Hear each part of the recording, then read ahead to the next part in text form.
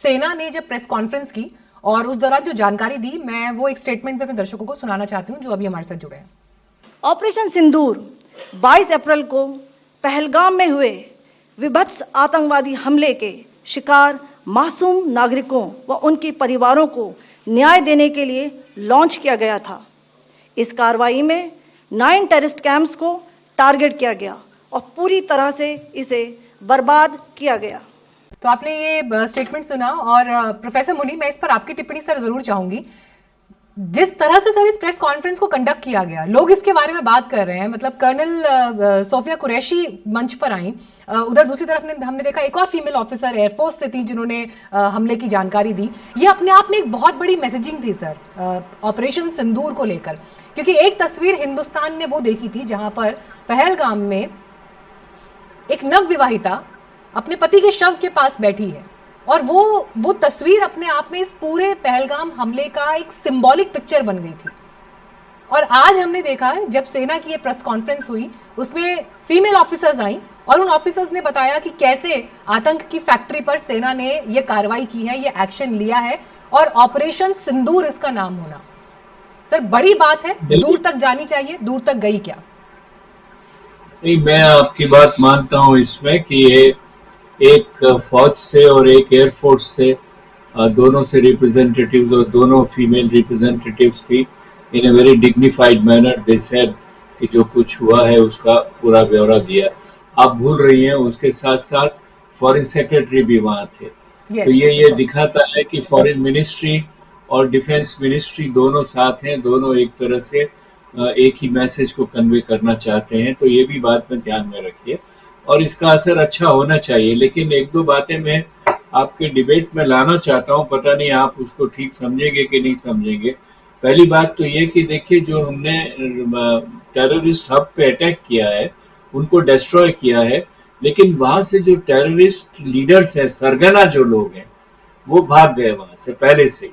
उनको वहां से हटा दिया गया। पाकिस्तान ने उनको बहुत सुरक्षित जगह में रखा है, खास तौर से जो सूचनाएं मिल रही हैं उसके आधार पर उनको रखा है मिलिट्री कैंप्स में, मिलिट्री एस्टेब्लिशमेंट्स में, ताकि अगर उन पे कोई अटैक हो तो मिलिट्री में भी अटैक होगा और वो पाकिस्तान को एक एक्सक्यूज मिलेगा कि एस्केलेशन करने के वास्ते, जो वो बराबर चाहते हैं, ताकि थर्ड पार्टीज उसमें इन्वॉल्व हो जाए। दूसरी बात, चीन और टर्की ने ओपनली पाकिस्तान को मिलिट्री सपोर्ट देने की बात की है, इसको नहीं भूलना चाहिए हम लोगों को। और तीसरी बात है कि ये ऑपरेशन सिंदूर के बाद में पाकिस्तान ने अंधाधुंध गोले बरसाए हैं across the border on civilian establishments और बहुत सारे घरों को तोड़ा है, नुकसान किया है। हालांकि वहां से लोगों को हटा लिया गया था शायद, लेकिन फिर भी जान माल का नुकसान भी वहां पर हुआ है।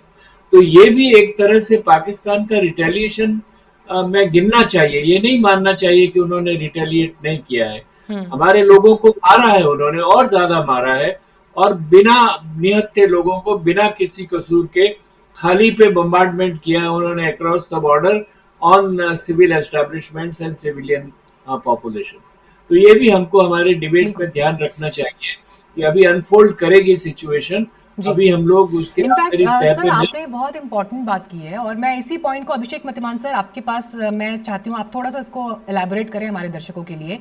और सर मैं पूरी जिम्मेदारी के साथ, पूरी संजीदगी के साथ and out of the deepest respect that I have for Indian army, मैं उसके साथ ये सवाल सर आपसे पूछ रही हूँ जिसका जिक्र देखिए प्रोफेसर मुनी ने भी किया। देश में लोग इस वक्त एक जश्न के मोड में हैं, खुशी के मोड में है कि सेना ने एक ऐसा एक्शन किया, होना भी चाहिए, क्यों ना हो। पहलगाम हमने अपने सीने पर झेला है, लेकिन sir at the same time ये सवाल भी पूछे जा ही रहे हैं कि वहां पर डिस्ट्रॉय क्या हुआ।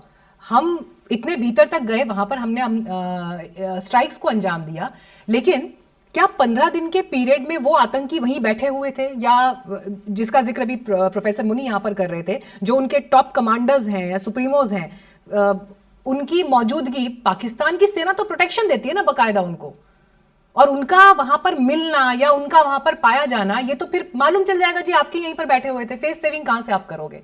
तो ये भी उतने ही बड़े सवाल हैं और ये जरूरी इसलिए हो जाते हैं एक जिम्मेदार देश के नागरिक होने के नाते कि जश्न के पीछे या जश्न के आगे आप कम से कम इन पॉइंट्स को भूल ना जाएं।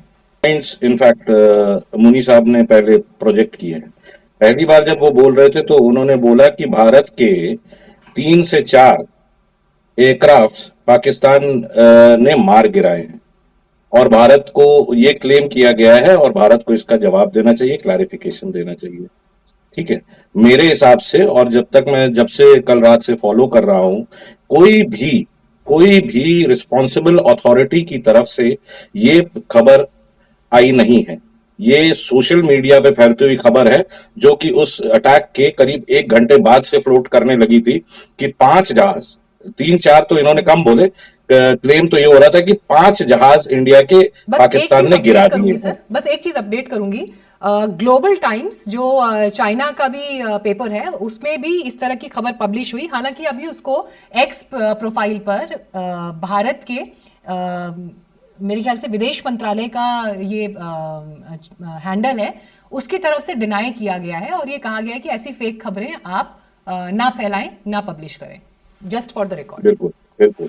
तो ये इसका जवाब देने की हमारी कोई जरूरत है ऐसा मुझे महसूस ही नहीं होता, because it is all fog of war, और उसमें इस तरह की चीजें सोशल मीडिया हैंडल्स के बेसिस पे ना हमारी जिम्मेदारी है इस पे कोई। और दूसरा मैं बताऊं, जानकार होने के नाते, कि जिस तरह का आर्मामेंट और जो इक्विपमेंट हमने यूज किया है और जो दिखाई देता है इस ऑपरेशन में, ऑपरेशन सिंदूर में, अब तक पहले चरण में जो दिखाई देता है, the use has been of stand off weapons of the calibre of, specifically बताऊं तो ये अपना hammer and scalp missiles use करी गई हैं बाय रफाल एयरक्राफ्ट, जिनकी stand off range is more than 250 kilometres. तो हमारे इन जहाजों को बॉर्डर क्रॉस करे बिना ही इतनी रेंज मिलती है। दूसरा, जो ये जहाज जिस तरह का air to air armament carry करते हैं, आज की डेट में 2019 में जब पाकिस्तान ने बालाकोट के रिस्पांस में ऑपरेशन स्विफ्ट रिटॉर्ट किया था, तब हमारे पास ये कैपेबिलिटी नहीं थी।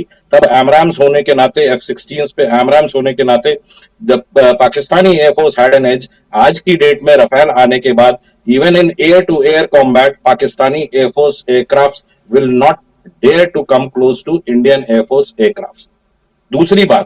दूसरी बात इन्होंने जो कही, वो कहा कि बड़े कॉन्फिडेंटली बोला कि टेररिस्ट लीडर्स जो थे इन साइट से जिनको हमने स्ट्राइक किया, वहां से ऑलरेडी निकल चुके थे। अब इस इंफॉर्मेशन की ऑथेंटिसिटी पर भी मुझे काफी डाउट है, बिकॉज अभी तक किसी भी ऑथेंटिक सोर्स से ये नहीं रिवील हुआ है कि वहां पे लोग थे या वो खाली हो चुके थे। पिछली बार भी जब हमने बालाकोट पे अटैक किया गया था, तो हमारा क्लेम ये था, स्पाइस म्यूनिशंस जो प्रिसिशन गाइडेड म्यूनिशन है, हमारा क्लेम ये था कि 250 से 300 लोग वहां पर थे जो मारे गए, जबकि पाकिस्तान ने कहा कि कौवे कुछ थे जो मर गए और कुछ पेड़ गिर गए थे। तो not going by social media, not going by authentic information, हमें नहीं लगता कि हमें अपनी फोर्सेस का जो बेसिकली जो उनकी प्रोफेशनलिज्म पे कोई भी क्वेश्चन नहीं उठाना चाहिए। मोर सो बिकॉज हमारे पास वो टेक्नोलॉजी और वो वेपन सिस्टम्स अवेलेबल हैं जिनसे हम प्रिसाइसली इन सब चीजों को बड़ी आसानी से टारगेट कर सकते हैं, जो हमने पहले चरण में करके दिखाया। ठीक है, जहां तक प्रोफेसर इसके मुनीश इस पर एस्केलेशन, रिस्पॉन्ड करना चाहते हैं। हाँ, फिर उसके बाद मेजर शाह के पास जाऊंगी। हाँ, प्रोफेसर नहीं, मुनीश। मैं, आप देखिए, आप जनरल साहब, आप मेरी बात ठीक से समझने की कोशिश कीजिए।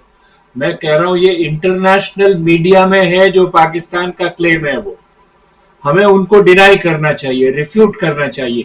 बीबीसी ने कहा है, CNN ने कहा है, रॉयटर ने कहा है, हमारे पड़ोसी देशों के सभी अखबारों में हेडलाइन में दिया गया है, मैंने देखा हुआ है उसको। तो ये कहने का मतलब फौज पे दोष नहीं देना होता है। Please don't misunderstand and don't distort what I have said.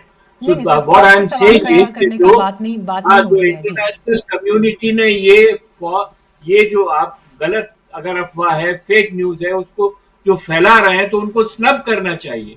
हमको ऑफिशियली बहुत स्ट्रांगली इसको, जैसे पिछले 2 दिन पहले जयशंकर ने कहा था यूरोपियन यूनियन के मामले में कि वो लोग गलत गलत बात कहते हैं, तो ऐसी बात हमको कहनी चाहिए। दूसरी बात, अगर हाफिज सईद और मसूद अजहर जैसे लोग वहां होते तो क्या हम बताते नहीं कि वो लोग मारे गए हैं उसमें?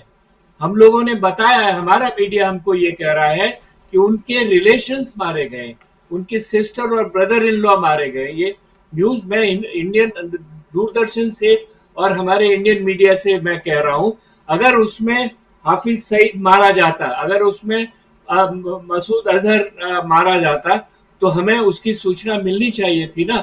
और ये बात बहुत पहले से बहुत लोग कह रहे हैं, इंडियन सोर्सेज से मैं आपको कह रहा हूं, मैं भी बात करता हूं लोगों से जो पॉलिसी बनाते हैं, और उन्होंने कहा है कि ये इनके जो सरगना है उनको पहले ही छुपा के अलग रख दिया गया है। इसमें फौज की कोई कमी नहीं है, फौज को टारगेट दिए गए, उन्होंने राइटली हिट किया है।